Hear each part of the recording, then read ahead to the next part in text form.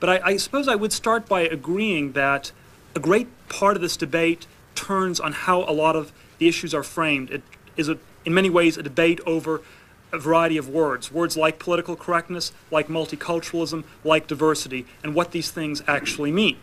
And so I want to, instead of talking about political correctness in my opening, I'd like to just say a few things about multiculturalism and diversity. And I think the most critical point I want to make to you today is that these are euphemisms.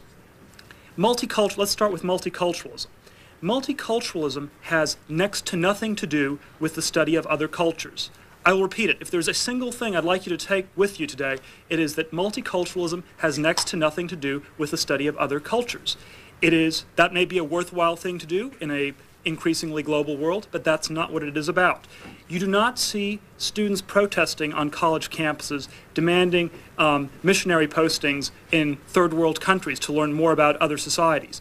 You do not have protests demanding more rigorous foreign language requirements, where people will protest to learn Chinese or Swahili or Russian or anything of that sort. Again, it has nothing to do with other cultures. The same, I think, is true of diversity. This is another one of these incredibly misleading euphemistic terms. It does not, to put it charitably, have much to do with a diversity of ideas. You do not have real diversity on a college campus when you have a campus full of people who look different but think alike. And again, I think this is very, very important as a starting point in framing the issue. Well, the question then becomes, well, what are these things really about? What is multiculturalism really about?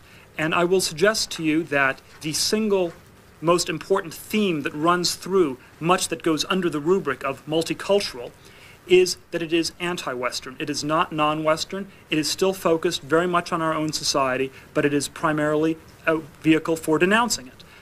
At Stanford University, which is the one I'm the most familiar with, but I think is certainly no exception to the rule, the debate over multiculturalism in the late 80s started with a protest. The protest was against Western culture. The notorious chant was, "Hey, hey, ho, ho, Western culture's gotta go." It was not a demand for inclusion, it was a demand for exclusion. Now, why does Western culture have to go? What is the problem with multiculturalism? And what problem does it have? The basic problem, the basic claim is the West is uniquely bad because it is racist, it is sexist, it is oppressive in a variety of other ways. And not only does it have all these problems, but it has them in a way that is far worse than other societies. That's where I think things get very, very problematic. The multicultural educator at Stanford University liked to go around saying, I started looking for racism everywhere, and I started finding racism everywhere. And indeed he did. If you start looking for anything everywhere, you will start finding it everywhere. If you are a feminist, and if you believe that everything that is longer than it is wide is a symbol of male oppression, then you will start finding sexism everywhere. If you want to find baseball everywhere, you can find baseball everywhere. And similarly, he could find racism everywhere. Let me just give you a couple of examples of how this process played out. There was an ongoing debate over boycotting table grapes. The fact that table grapes were served in student residences was viewed as evidence of racism. Why? Well, because most of the grape pickers in California happened to be Latino farm workers, and they were exposed to dangerous pesticides, supposedly. Now, the fact that a grape boycott would get rid of their jobs was sort of irrelevant because, again, many of these things involve more moral posturing than real substantive concerns over these issues. There was similarly a debate over what students are politically correct, politically incorrect. And again, if we want to talk about examples of political correctness, the Black Student Union at Stanford for a number of years maintained something called a blacklist of students that were insufficiently black, of black students who were insufficiently black, which meant that they did not have the ideological views that multiculturalism claims all blacks must hold. Multiculturalism does not have to do with biology, it has to do with ideology. And the ideology across the board is this far left ideology. Now, I'll tell you what the problem is with looking for racism everywhere. Because when you start looking for racism everywhere and you start finding racism everywhere, it's only a very small step to finding racists everywhere.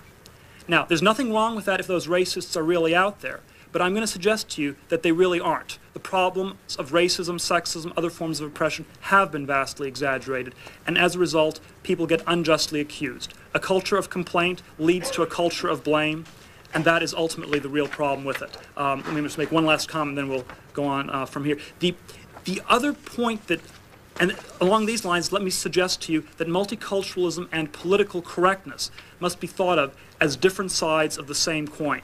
The multicultural side is a side where we look for the victims. The politically correct side is the side where we go after the victimizers. The two are inextricably interconnected.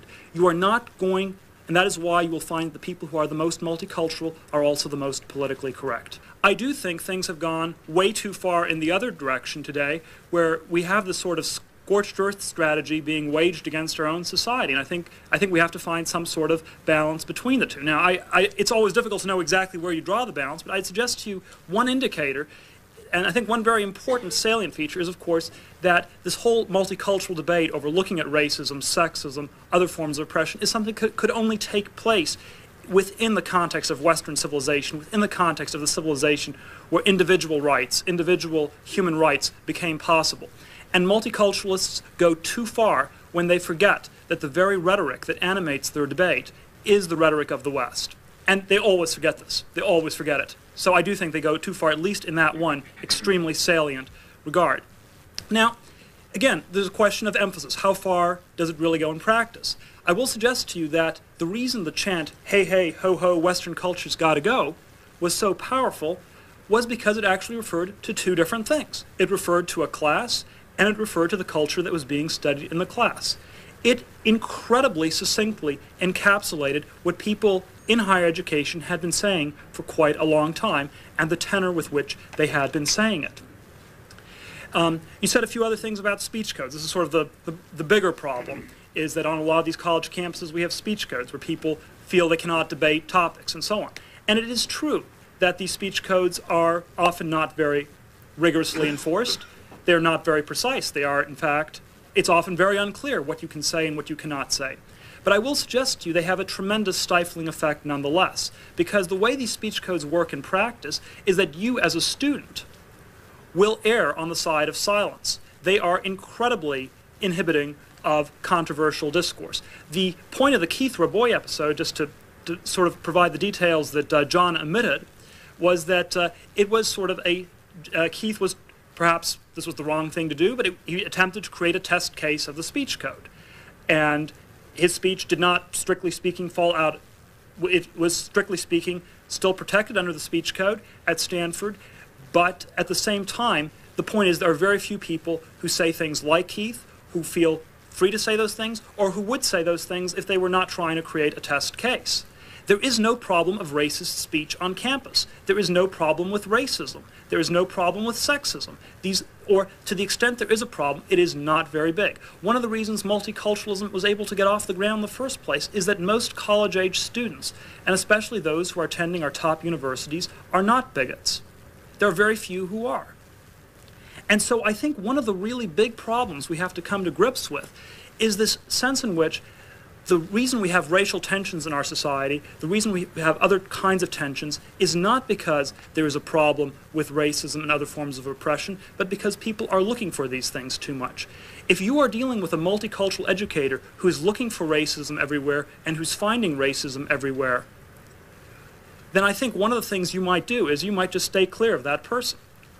Because whatever you're going to say, if you ask them about racism, well, that's evidence of racism. If you don't ask them about racism, that's evidence that you're not interested in that you're racist. It's a no-win, you-lose situation. You will stay totally clear of that whole debate. And so I will suggest to you one of the reasons we do have some tensions between different groups of people in our society is, in fact, precisely because the focus on these issues has become so misplaced. In many ways, the cure is worse than the disease at this point. John also said some very interesting things about sort of his examples of conservative correctness, and I'm not going to sit here and defend everything that everyone who's conservative or claims to be conservative has said or done in the last 20 or 30 years, but I will suggest that the scope of the problem is primarily a problem of the left, and this is simply numerically the case. If you look at the breakdown of people who are teaching in higher education, most of them are liberal, most of them are on the far left end of the political spectrum. Again, Stanford's very representative in this regard. In the humanities departments, by political party affiliation, you had about 80% plus Democrats, 10% independents, and fewer than 10% Republicans. And that understates the ideological bias because the Republicans tend to be middle-of-the-road Republicans. The Democrats tend to be very far to the left of the Democratic Party. There is an interesting theoretical question. If conservatives controlled these institutions of education, would they behave any better than the liberals are now behaving? I do not know the answer to that, but that's not what we're debating today. We're debating what's actually happening, and what's actually the case is, of course, that the problem is primarily one on the left, primarily because most of the people are in fact liberals, and you have to go to some very small, exceptional colleges to find a different pattern. I personally would say that a religious school is in a somewhat different category, that a religious school can impose standards. It can say, we are not going to have someone who is pro-choice teaching in a Catholic university. If that would seem to me to be a matter that is totally up to the private university. However, and again, this debate is primarily about what's happening at the leading large universities, the major public universities, and some of the leading private universities. And they do not advertise themselves as liberal institutions. They advertise themselves as open-minded, diverse institutions. And so I would suggest to you, I would be quite happy if we just had some truth in advertising. If we are going to be enforcing a liberal orthodoxy, then let us say so. And if you are willing to say so, and you have a private university that receives no government funding or virtually no government funding, you have a right to do that. But you should not go around suggesting you're inclusive and open-minded when that is one of the furthest things from the truth. Finally, let me make one other comment on sort of this question about all these politically correct anecdotes, whether these anecdotes are true or false, whether Lynn Cheney got her details wrong on page 200-something, and so on. I am sure that some of the anecdotes may have been exaggerated in the retelling. That's quite conceivable. But I will suggest to you, John, that this latest politically correct line, there's no such thing as political correctness, is ultimately just not going to wash. And the reason it's not going to wash is not because there are lots and lots of different anecdotes and I'm going to overwhelm you with dozens of them. Although, you know, I could spend the next 3 hours telling you one anecdote after another, like the blacklist, like the grape boycott, et cetera, down the line. But the reason it's not going to wash is that the reason people believe these anecdotes is not because there is a conservative, heterosexual, white male conspiracy to spread these anecdotes. It is because most people in their day-to-day lives have experienced something like it. Maybe not quite as bad as what happened to, say, a cafeteria worker at Stanford who still served grapes and was pelted with them one day. They were a little bit behind the times. Or perhaps not quite as bad as the students who made the blacklist and were shunned for their 4 years as an undergraduate education. But people have experienced things that are close enough to this.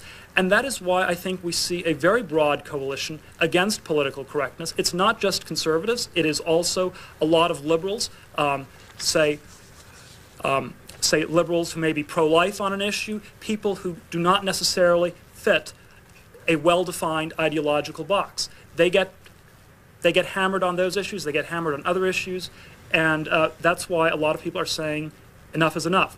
In putting together the diversity myth, one of the interesting things my co-author and I found was that we got some of the most enthusiastic support from people who would be considered on the liberal or moderate end of the political spectrum. They're often the ones who are in academia. They're the traditional academics who tend to be politically quite liberal, but who don't necessarily want to follow this hard left party line. And they have simply had it. And that's why there is this debate about political correctness, and that's why we're going to have to do something about the problem. Thank you.